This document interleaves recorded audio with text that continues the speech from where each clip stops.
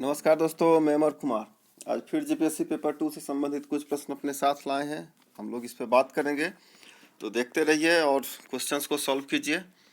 लगभग 20-22 प्रश्नों की श्रृंखला है। तो अगर आप पहली बार वीडियो देख रहे हैं तो काइंडली चैनल को सब्सक्राइब कीजिए, वीडियो को लाइक कीजिए और इसे शेयर भी कीजिए। तो पहला प्रश्न है, रांची स्थित हटिया के जगन्नाथपुर मंदिर में रथ मेला किस माह में आयोजित होता है? ऑप्शन है ए आषाढ़, बी बैसाख, सी जेठ या डी चैत्र। सही आंसर है ए आषाढ़। अगला प्रश्न है, सिमडेगा जिले का प्रसिद्ध रामरेखा धाम मेला किस माह आयोजित होता है? ए चैत्र, बी सावन, सी भादो या डी कार्तिक।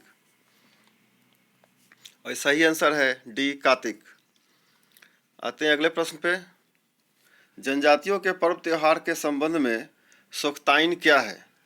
ऑप्शन है ए फगवा पर्व की देवी, बी जनी शिकार की मुखिया, सी मंडा पर्व की व्रती महिला व्रती या डी करम पूजा की देवी। और इसका सही आंसर है सी मंडा पर्व की महिला व्रती। इसको सोख्ताइन कहा जाता है। अगला प्रश्न है, निम्न में से किस जनजाति झारखंड के संदर्भ में को भगवान राम के राज्याभिषेक में शामिल होने का वर्णन मिलता है? ए मुंडा, बी बिरहोर, सी असुर या डी कोई नहीं। आपको इसका आंसर कमेंट बॉक्स में बताना है। आंसर ए नहीं होगा या हो भी सकता है, लेकिन आपको बताना है कि इसका सही आंसर क्या होगा। अगला प्रश्न है, रामगढ़ जिला में रजरप्पा क्षेत्र में स्थित छिन्नमस्तिका शक्तिपीठ मंदिर का निर्माण किस शासक के काल में हुआ था? ए चेर शासक, बी पाल शासक, सी सेन शासक या डी कोई नहीं। इसका सही आंसर है बी पाल शासक। आते हैं अगले प्रश्न की ओर। अगला प्रश्न है, महतो, पाहन और नगाइस किस खूंट से संबंधित हैं? ए मनकी, बी मुंडा, सी परहा या डी भुईहर। सही आंसर है डी भुईहर। अगला प्रश्न है, जनजातियों में अनेक गोत्र मिलकर एक संगठन बनाते हैं, उस संगठन को किस नाम से जाना जाता है? ए गोत्रार्ध, बी जनजाति, सी भातृदल या डी वंश। और इसका सही आंसर है सी भातृदल। आते हैं अगले प्रश्न की ओर। अगला प्रश्न है, 2011 की जनगणना के अनुसार असुर जनजाति कुल जनजातियों की जनसंख्या का कितना प्रतिशत है? यहाँ से लेकर के अगले जो भी प्रश्न आएंगे और इसके बाद जो अगला वीडियो भी आएगा वो केवल और केवल जनजातियों की जनसंख्या पे संबंधित है, यानी कि 2011 के जनगणना पे आधारित है। तो आप इसे नोट डाउन करके भी रख सकते हैं, ये बहुत इंपॉर्टेंट है, खासकर जनजातियों और जनगणना के मामले में। तो ये आपके इकोनॉमिक्स ज्योग्राफी दोनों में काम आएंगे। ऑप्शंस हैं ए 0.2%, बी 0.15%, सी 0.14% या डी 0.13%। असुर जनजाति की जनसंख्या कुल जनजातियों की जनसंख्या का कितना प्रतिशत है? और इसका सही आंसर है 0.2%। अगला प्रश्न है, 2011 की जनगणना के अनुसार बैगा जनजाति कुल जनजातियों की जनसंख्या का कितना प्रतिशत है? बैगा जनजाति। ऑप्शंस हैं ए 0.16%, बी 0.11%, सी 0.04% या डी 0.08%। का सही आंसर है 0.04% सी। अगला प्रश्न है, बंजारा जनजाति को अनुसूचित जनजाति का दर्जा किस वर्ष मिला था? ए 1987, बी 1956, सी 1998 या डी 2004।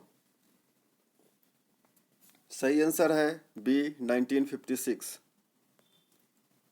अगला प्रश्न है, 2011 की जनगणना के अनुसार बंजारा जनजाति कुल जनजातियों की जनसंख्या का कितना प्रतिशत है? और इसके ऑप्शंस हैं 0.005%, 0.016%, 0.0022% या डी 0.0056%। इसका सही आंसर है 0.0056%। इसे आप नोट डाउन करके रखिएगा पूरा। ये एक बहुत महत्वपूर्ण जगह है जहाँ से आपको सेंसस में जो इनकी जनसंख्या कितनी थी उसके बारे में पता चलेगा, इस वीडियो में और अगले वीडियो में भी। तो उसी तरीक़ा से 2011 की जनगणना के अनुसार बथुरा जनजाति कुल जनजातियों की जनसंख्या का कितना प्रतिशत है? 0.04%, 0.06%, सी 0.12% या डी 0.16%?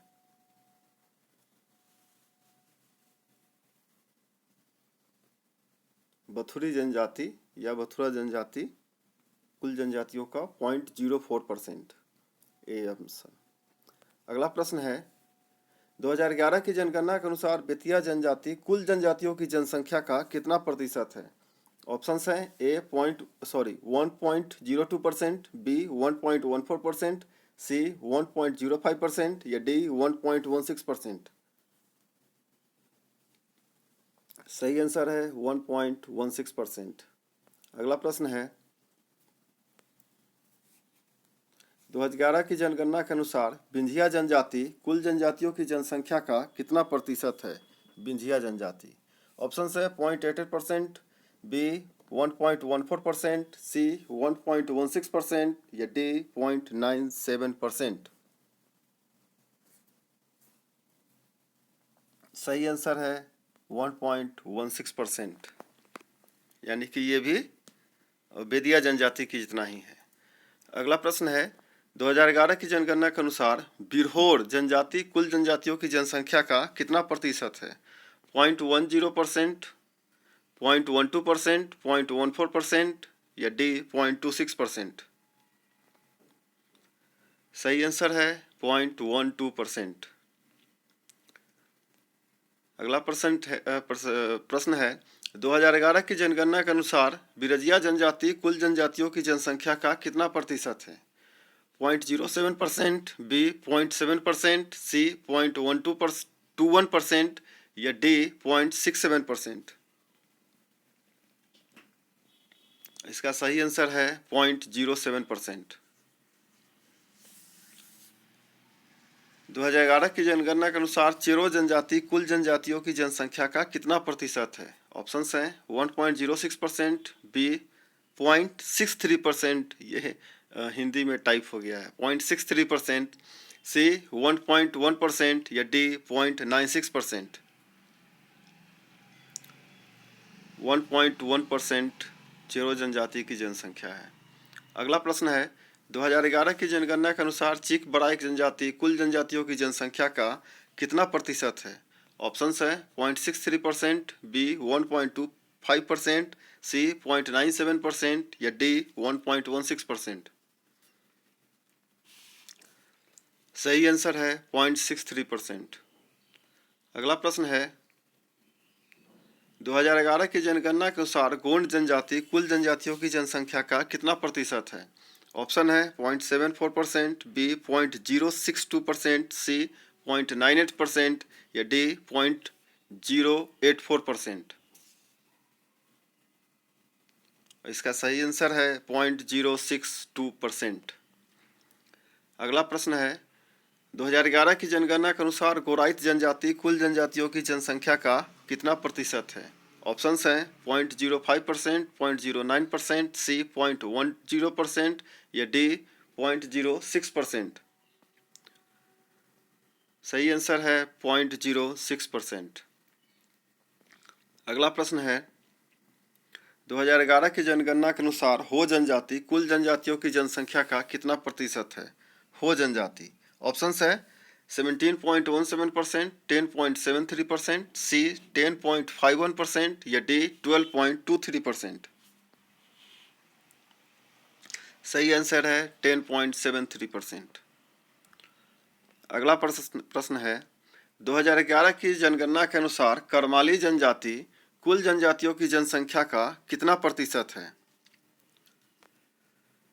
0.18%, बी 0.74%, सी 0.21% या डी 1.1%? इसका सही आंसर है 0.74%।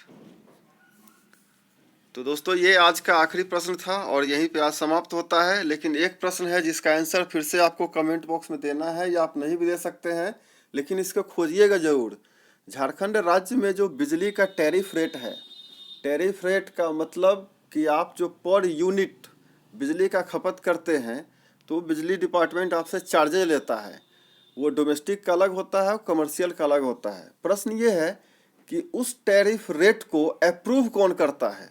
एग्जाम्पल के लिए मान लेते हैं कि यदि यहाँ का झारखंड बिजली वितरण निगम लिमिटेड ने कहा कि हम 1 यूनिट का 5 रुपया 25 पैसा लेंगे पर यूनिट चार्जेज, इसको अप्रूवल कौन देता है।